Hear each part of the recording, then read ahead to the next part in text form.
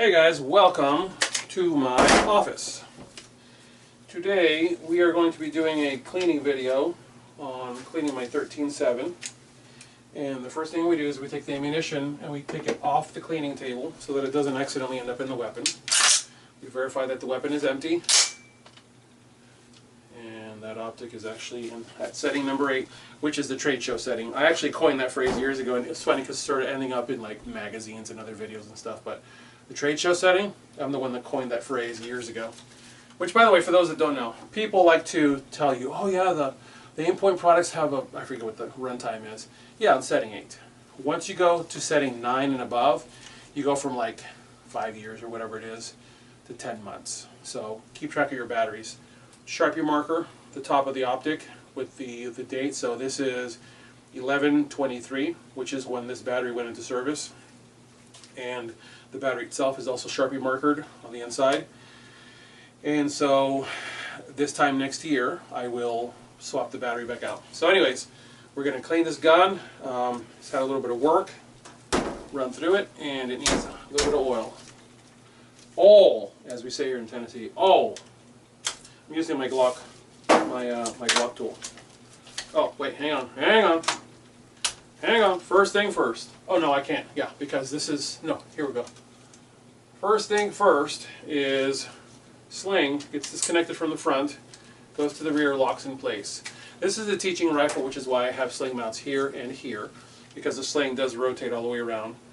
I try to keep this rifle set up so I can swap it over and hand it to somebody and have them rock out and have fun. Once you've got that done, take the rifle down. When you're doing this, keep your thumb here so that your lower doesn't swing down and ding your upper receiver and or damage your upper receiver. And once you're done taking this apart, this has to be filthy for you to really do much of anything to it. I already know the condition of this gun. It's good to go as it is, but I wanted to show you guys. Function check your trigger. Thumb goes here. Man, it's coming down up there. Thumb goes here, pull the trigger. Allow the hammer to go forward. Reset. And while you've got it open, visually inspect it. And honestly, that has the perfect amount of oil inside. Just a slight sheen on everything. I mean, the 13.7, oh, the 13.7 is the rifle. It is SBR short. It is rifle accurate. It is 400 yard, don't even have to try very hard to hit. 500 yards in a pinch, but that must have been one of the cats downstairs.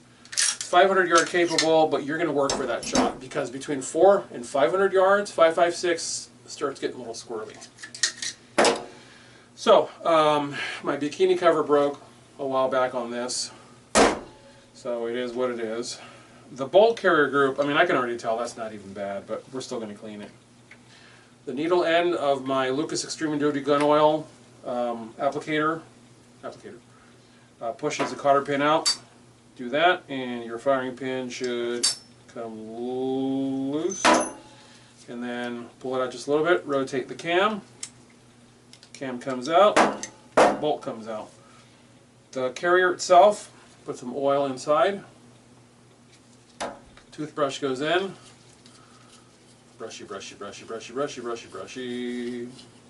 And then do the outside, mostly just to clean it. And I'm mostly just concentrating on this portion because this is a portion that is exposed to my clothing when the ejection port cover is open. Lay this aside. The bolt itself, same thing, oil. Oil over all surfaces. On the breech face, on the extractor.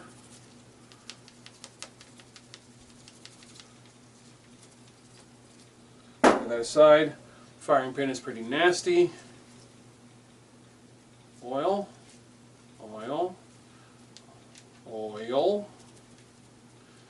One of my captains one time said to me,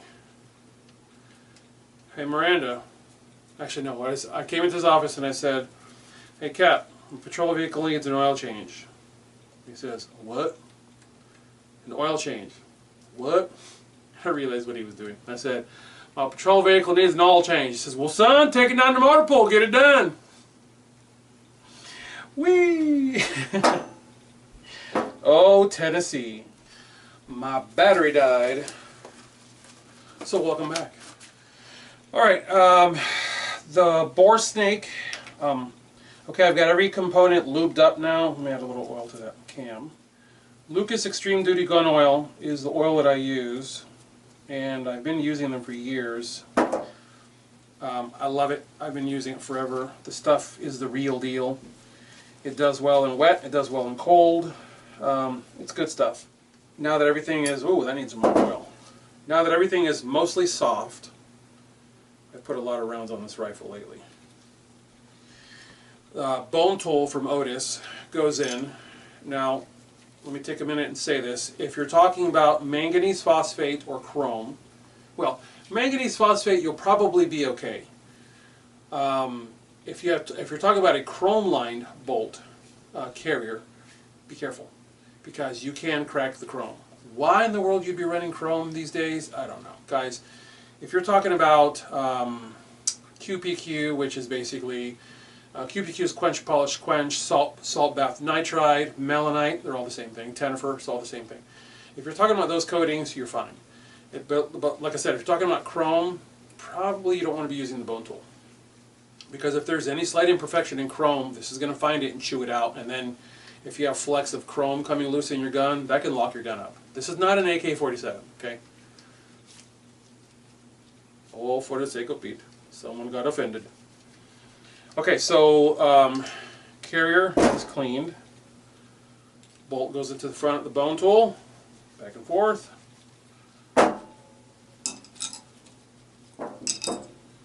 And firing pin drops into the bone tool. Rotate a few times. Now here's how the oil has done such a lovely job of softening all that crap that was baked on. Boom, nice and clean. There's still just enough residual oil on there for you not to have to worry about it. There's residual oil here. Clean your breech face. If you're going to be running suppressed, absolutely scrub your breech face clean. Also scrub your chamber clean. If you don't, you're going to end up with a disaster. You can potentially end up with, these are 9mm rounds, but I wanted to show you. Oil got in past my 9mm rounds. These are 124 grain gold dot spear, and separated bullet from casing and powder. And I found this one day when I was cleaning, and I still don't know how this happened, but I was cleaning, and at one point I looked down and my vision goes from concentration mode to all of a sudden, what is that on my hands and on the table? And I realized it was powder everywhere. And I'm like, what the heck? And I realized I was in trouble because now I'm covered in handgun powder. Yeah. Those of you who are loaders are like, oh man, that's a bad place to be. Yeah, because handgun powder is ridiculously fast when it cooks off, unlike rifle rounds. So I meticulously cleaned the entire surface very carefully because it was winter and it was dry, so I had to worry about static. So I thoroughly cleaned the entire surface and then wet washed everything, and then continued cleaning and took all 300 plus rounds of my 124 grain gold dot spear. Yeah. Took all of them, and every round tugged, and found several rounds, which they're all right there. Found several rounds, and I keep these around just to show people. If you don't take care of your chambers, you will eventually have oil that will make it past your projectile into the casing, ruin your powder, and actually potentially cause the bullet to come right out of the casing. And bad place to be in a fight. So anyways, if you're going to be chambered, clean your chamber, clean your breech face. Breech face or bolt face, handgun, rifle. So this is now done, and this is now done. All I've got to do is a cursory wipe down on the outside of it, because this keeps my clothing clean when the ejection port is open and the bolt is in battery, or the BCG is in battery. I don't want this rubbing against my clothing, because remember, I'm a lefty, so I'm always exposed to the insides of the rifle against my clothing. And then bolt goes in the carrier. Make sure that you are aligning your extractor correctly. Extractor goes on this side, not that way. Align the hole, cam goes in. Don't forget the firing pin. Pull, rotate. Firing pin gets dropped in and then bottomed out. Cotter pin goes in. Do not use automotive cotter pins. These are specific heat-treated cotter pins for AR-15s. Don't shortcut yourself. If you have problems getting it in, introduce it. Don't use pliers. Don't use force. Introduce it, jiggle, and rotate. These don't have a problem. These go right in. But what I'm saying is, if you have a problem with yours, don't force it. Don't beat it. Just introduce it as far as it'll go. And if it stops, grab it and rotate while doing this back and forth. And it'll find its happy way. It'll find its happy place in. And you're good to go. Remember guys, if you're buying quality, you won't have problems. If you're buying bargain, you're going to have problems. And I'm sorry to have to tell you, but with Black Friday, by the time you see this, Black Friday will probably already have happened. But if you're finding a $30 bolt carrier group, think, please, think. These are AR-15s. They're not lollipops. Don't go for bargain pieces because they will always leave you hanging. Alright, bore snake. This is a very old bore snake. We're talking like 2009 kind of old. 2008, 2009, I forget. And I've kept it forever because all I need a bore snake for is to move oil around my gun. Those little brushes that are right here, that are part of the bore snake, couldn't care less. All I'm trying to do is loosen carbon and move it. Copper is your bearing surface and your lands and grooves, so it doesn't really matter. But fouling is what ruins your barrel. It causes galling and pitting. And all I'm trying to do is break that crap loose, and this bore snake always has oil on it. Now, someone right now ran to the comment section and went full Hot Pockets. So, now I have to address that. You'll notice I'm going back and forth, back and forth, back and forth. And a friend of mine who's a former DevGru operator told me that years ago he was doing sniper training. And this is Sawman, Craig Sawyer, Sawman Sawyer. And he said that the guys he was training with were like, stop babying your rifle, just scrub the thing. As long as this jag isn't hitting the muzzle end, you're going to be okay. Look, in fact, watch. Bruh, bruh, bruh, bruh, bruh.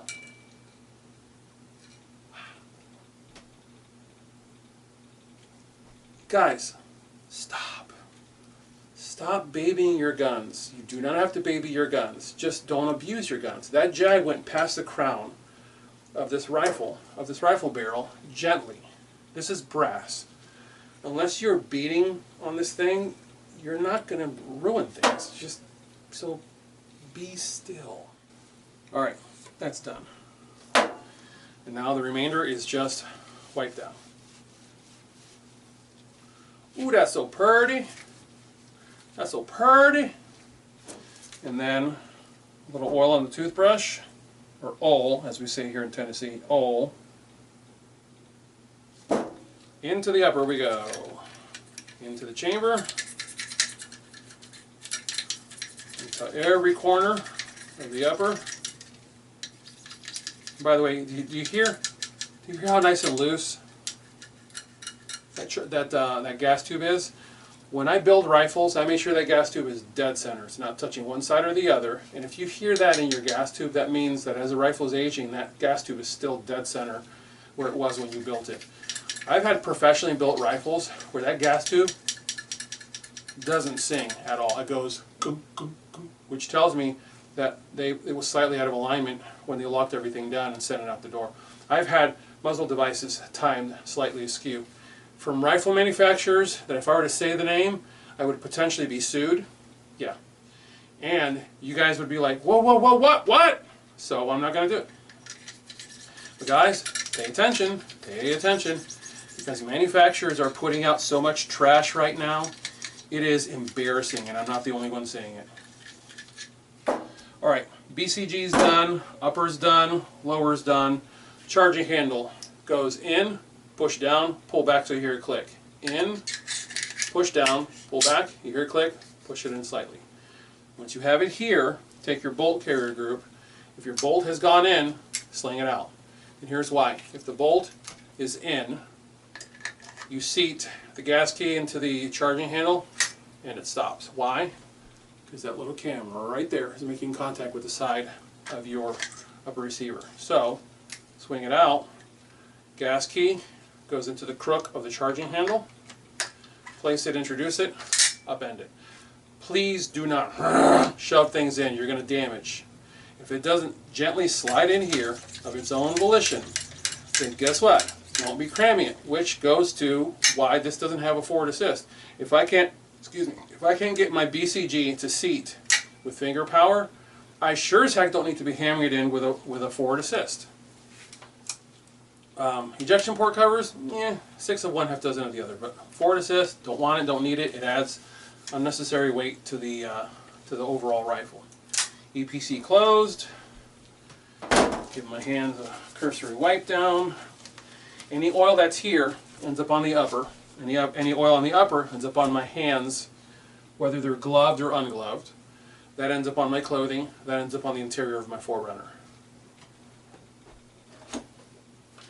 And the thing is, you won't find it until it's been a little bit too long, and then you're really screwed. I got my Tier 1 Citizen receiver sticker available on the website. Alright, upper receiver goes to the lower front pin. Create tension by the heel of your hand here and pulling this way on the buffer tube. Pin goes in. Function check. Locks to the rear. It always pops in my ear, which is why I turn my head. I'm a lefty, so my bolt is exposed to my ear. Love it! And then make sure the sling is properly aligned before you reattach it. And good to go. EPC closed. Mag goes in. AK style, push, pull. Good to go. Alright, that's a cleaning. That's a cleaning regimen. If you've been watching these videos, you'll see that I did 11.5, 7.5, and 13.7.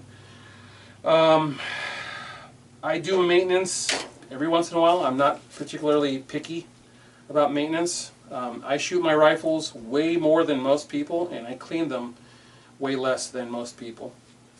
And I routinely smack stuff at 300 and 400 yards, so I know that the rifles are still perfectly capable to do their job. I think that's it. I thank you guys for watching. I thank you for your support of my channel. I thank you for your donations to keep this channel independent from corporate intrusion. And I thank you for your purchases of slings. As always, God bless you all. Get those guns out in practice. Have a good one. Time to have lunch.